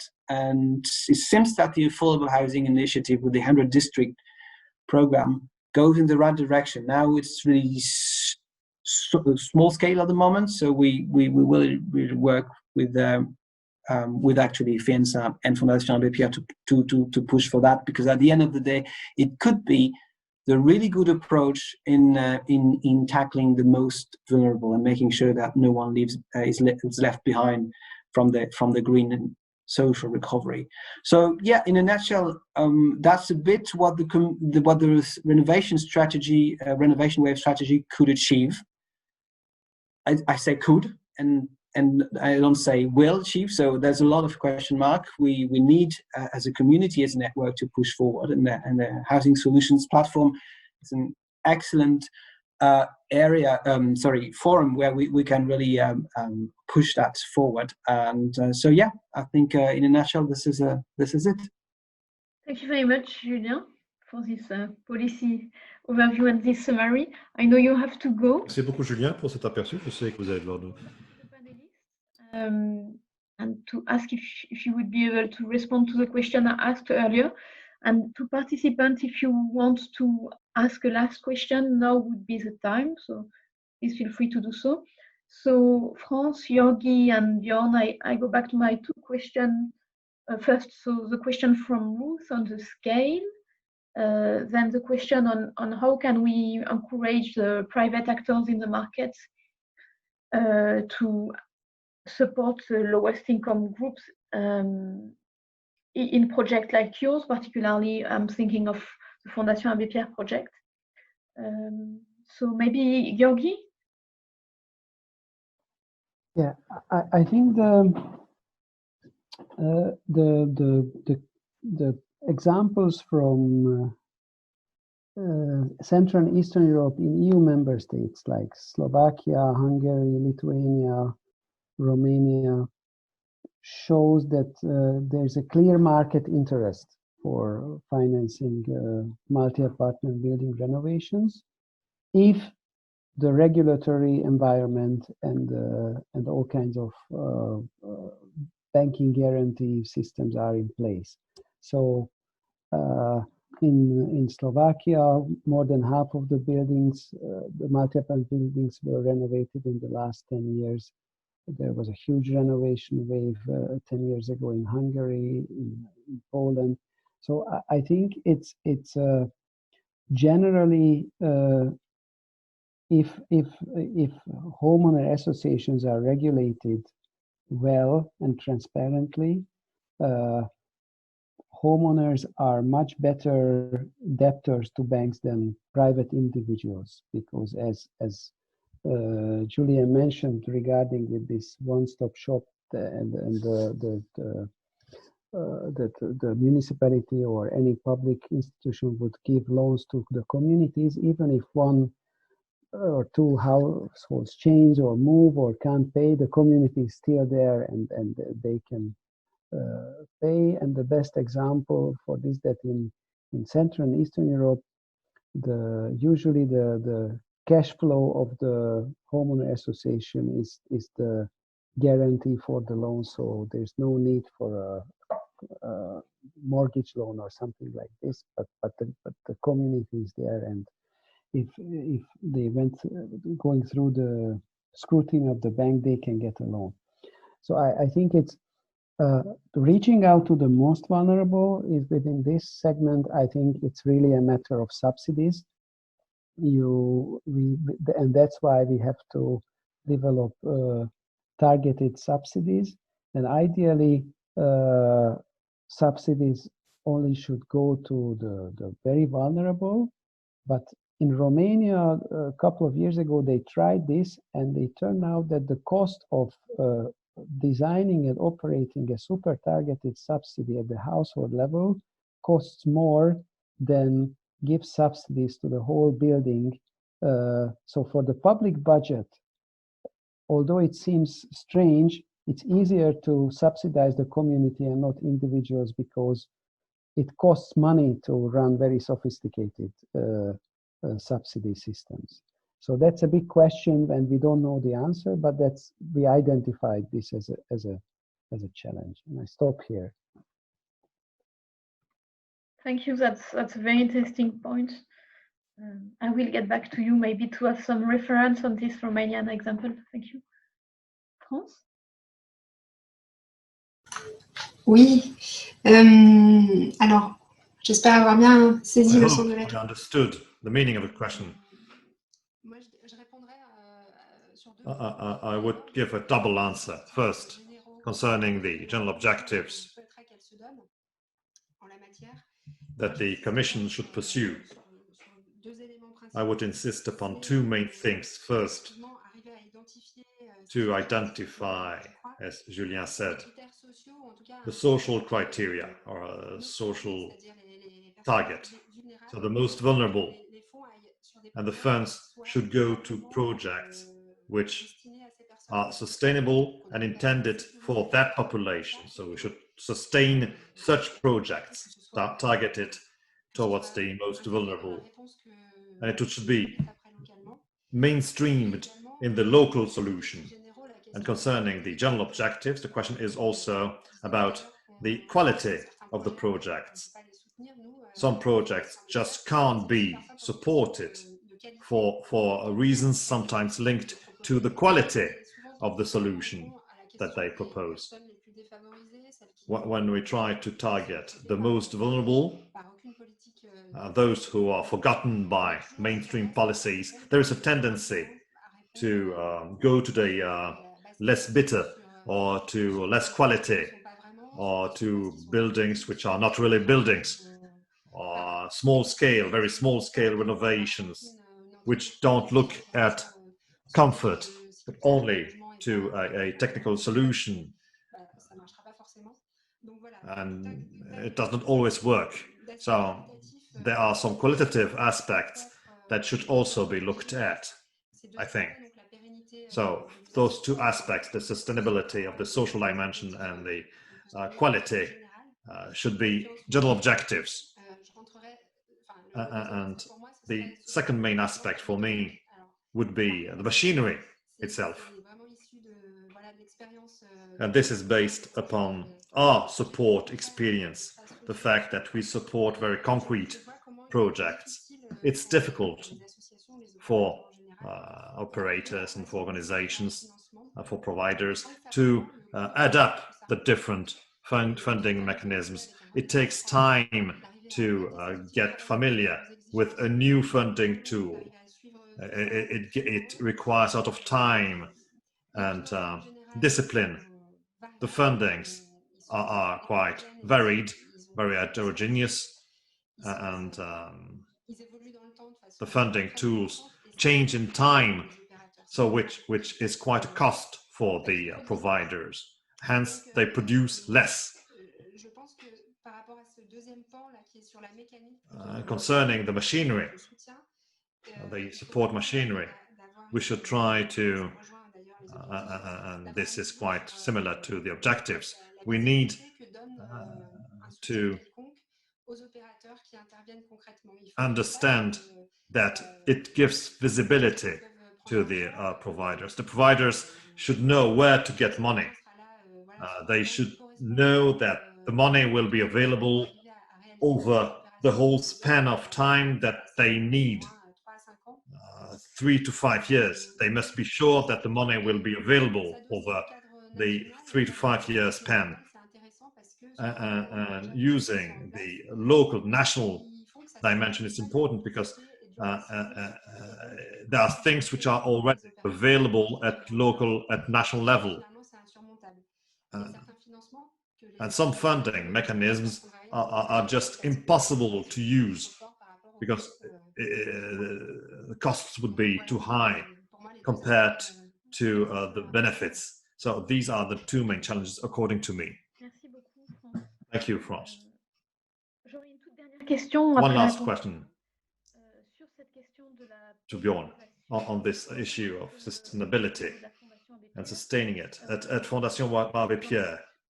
So it's a question to France. You already touched upon this, but what are the mechanisms making sure that the buildings on the long run still remain in the hands of a vulnerable population? So how do you sustain the tenure? France? Bjorn first. Bjorn first. Okay, please go on. Yeah, I'm sorry. So you asked. It was in French. So two questions. One on how to convince the. How can we make sure that the stock is the renovated stock is staying in the public sphere? Well, that's quite simple. The Flemish legislation makes that as good as impossible to sell them. And so we can sell now and then some social housing, but it's when the renovation cost is too high to make it even for a social housing company too expensive, or for instance in a neighborhood where we have sold over the last 100 years so many houses that we don't have the scale advantage anymore, then we can sell them, but we don't sell social housing on a large scale in Flanders at this moment, far from. And even then there are a lot of guarantees for the tenant. So first of all, we have to offer it to the tenant, see if the tenant might be able to buy it, and then if they can't buy it, we have to reallocate them. So there are a lot of checks and balances. So it's not part of the social housing system in Flanders to sell renovated or refurbished social housing. So that I think is quite clear. Also because we use differential rent based on the income, a rent increase after renovation is as good as zero. It's not totally zero, but it might take me too long to explain how let's say the market value of a house has some influence on the rental formula, but it's really not a lot. So we're quite convinced that in energy saving on the one hand and in comfort increase on the other hand, that a very limited increase that might happen, it very often doesn't happen, but it might happen, that there won't be a lot of extra costs for the tenant. So it's not like, I know that there are some housing systems where rents increase quite a lot after refurbishment, but in Flanders in social housing that's not the case. And especially then for the Aster project, as I said, we have a guarantee that they will have to pay an additional fee if they have solar panels on their roof. So that's true, but of course, as I explained, there are a lot of guarantees that it can never be more than the actual saving on the energy bill, which will be individually monitored. Maybe the two other things that were asked, it's about the role of private market. Well, in Aster, and that was one of the aims, we're 100% financed by the private market. So we are financed totally by private banks. Of course, that was the idea of the project, to see if we could additionally, next to the general investment in social housing, in refurbishment, new build stock, that we could also access some other funds. The first idea was to do that through the European Investment Bank directly, but there were some issues in ways of bankability, and also that our project, well, the start of the project wasn't big enough at that moment for the European Investment Bank. As you know, they like very big investment schemes, and where we started, and also because it will be it won't be one big loan, it will come in bits when we actually do the investment.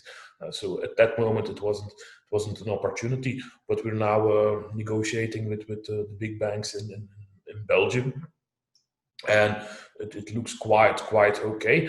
But of course, this means that what we're doing is private project financing. So we have all the normal vetting that a bank does about bankability, about the financial plan, due diligence, and things like that. So that is new for us. But of course, when you have done it once, you can replicate it. But it's well, it's not. It's something totally out of our comfort zone, of course, because normally in Flanders, social housing companies get loans from the government, and that's how they get financed, and that's it. So this new approach of seeing how you can make a project also bankable at the private market, I think that's quite interesting. And also to add there, I think InvestEU might give some extra opportunities there, and because InvestEU, as you know, the successor of FC and the Juncker plan, gives, for instance, local investment entities like the Flemish Investment Fund the opportunity to work with junior loans that can be used on a private market to get, for instance, senior loans from banks, but also from the European Investment Bank. So I think I think we should get, especially at the social housing sector, have a very good look at it and see what the possibilities are there. At this moment, we're quite far in negotiating to set up a new kind of investment model, which might be added in Aster or next to Aster. We'll see about that. And that brings me also to another aspect that we didn't talk about a lot in ways of private involvement. Of course, there are private contractors. So I think if we want to do solar panels, it's quite simple. I mean, you just have a tender, they provide solar panels, and you put it on a roof.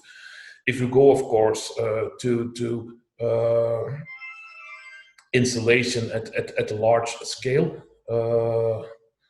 and then you have to develop total solutions, then of course you have to have some creativity, flexibility in tendering more in ways of result and less in ways of price. And I think, and it was one of the things we also introduced to the European Commission, is that in ways of the tendering framework, the public tendering framework, there are a lot of opportunities to improve the pace of investment in sustainability and renewable energy, just by looking at more flexible ways to do the tendering. So I think that's very important to keep that in mind. And then it's about holistic solutions, where you say, okay, we have a solution for and solar panels, and heat networks, and insulation, and go on, just to provide it in one package. Then you have to look at quality. You have to look at what are effectively providing, and to monitor that, which is a total different approach from just looking at the price, what we mostly do at this moment with contractors. Then the other thing, the last thing about scale. Well, of course, we already are implementing this on a quite large scale. I mean, it's more or less half of the, no, it's more than half of the public housing stock in Flanders. I think if you look at scale, we are also looking at other ways of implementing this to bigger apartment buildings, as I said, looking at possibilities of other renewable energy solutions. But also, we're now, but it's not very concrete yet, but we're now looking if we can also introduce this or replicate this for private market rental housing. It's about 500,000 houses in Flanders, so let's see if they can use this approach. Big problem, of course, there is that it's, especially in Flanders, it's a very individual market. So most of the rental stock is rented out by one owner. So it's more or less a one-on-one relationship. So we don't have big rental housing stock owners. Just doesn't exist here. So we have to look how this is possible. And then maybe interesting also from perspective of the most fragile social tenants. They're living at this moment in Flanders mainly in social rental agencies. Well, Flemish government has decided that the social housing and the social rental agencies, they should merge starting from the 1st of January 2023. Their stock is not so big, a bit above 10,000 units, but I think it's very interesting to see how we can use the ASTER project to also implement this in social rental, social housing, and that might be a good case study to see if it can also be used on the private rental market. So that's due to recent evolutions, I think an interesting thing. Yeah, and then of course we hope that it can also be an inspiration for other European social housing sectors to see if they can try to replicate it. It's one of the. It's also dissemination is a very important keystone of Elena's project. So we try to do our best by giving a lot of information and taking every opportunity to present the project. So it's more or less. Thank you very much. Thank you. So I have a last question for you, actually, Björn, but I will go to France first, and then Björn, the question came in, what is actually the risk for social housing corporation to participate? So if it's financed by banks, I guess. So that will be the question. France, so on the long-term securing of the stock for most vulnerable groups? Oui. Alors en fait, les logements en question, enfin la production. The housing units, the production fit into the classical, traditional social housing in France, even if this is not done by social housing providers, but by organizations they are certificated by the state. So the housing stock that receives public funding become normal social housing, meaning that the usage is monitored and it cannot be resolved. The tenure cannot be changed by the organization, even if they are private actors and not public actors. They have to respect the regulation, and the stock cannot be resold to a private purchaser, for instance. If an organization faces difficulties, they will have to give away a part of the stock to another organization or to another social housing provider. They will not be allowed to sell this part of their stock to the private market. So we use the French social housing legislation to guarantee our production on the long term, over a period of 40 years minimum. It may be less, of course, when it comes to private owners giving their unit to an organization for rehabilitation. But that's the objective. We use the French legislation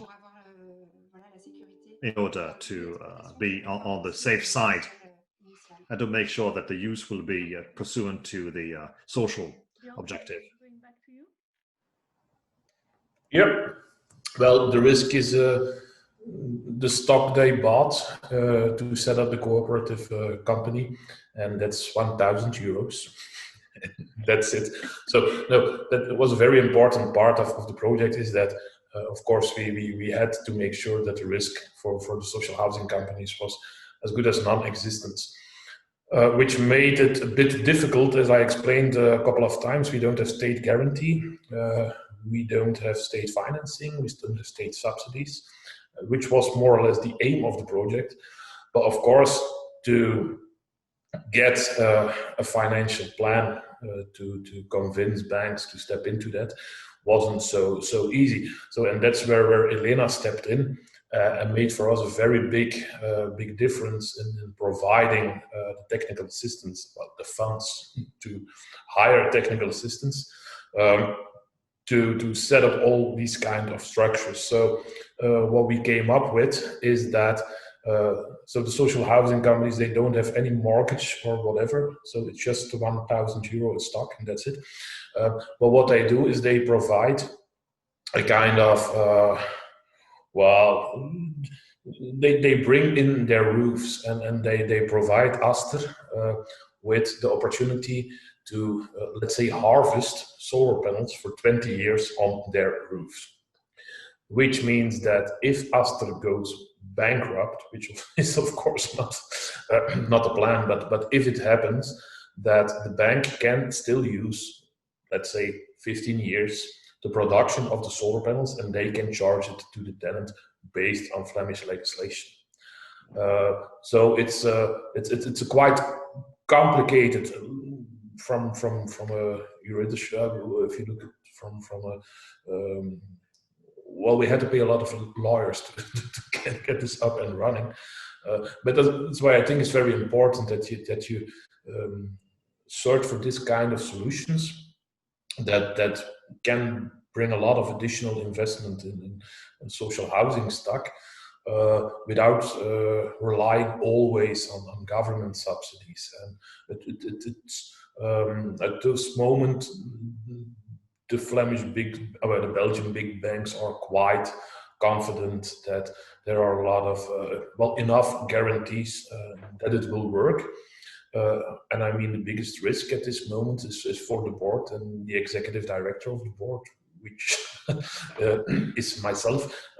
So the social, let's just conclude, there will never be an eviction of a social tenant because Aster went wrong, and we have to fill up some kind of a financial gap. So it's guaranteed. There is a very big wall between the stock of the social housing sector and the financing of the social housing sector on the one hand, and Aster on the other hand, which made it well, important to have this kind of very complex way of looking into it. On the other hand, of course, financial institutions know that we're working for social housing companies, so they do take that in mind when they look at the possibility that the social housing companies themselves would fall over. And of course, Flanders will never let that happen.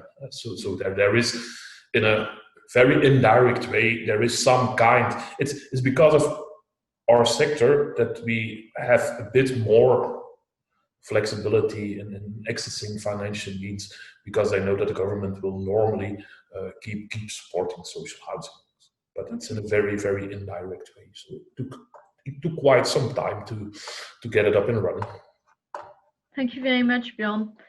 I think this leads us to the end. Just a few words of conclusion. First, a very big thank you to the interpreters. Thank you to the panelists, France, Jorgi, Björn, and to the organizations, the partners of the Housing Solutions Platform, so of course Housing Europe, Fondation Becker.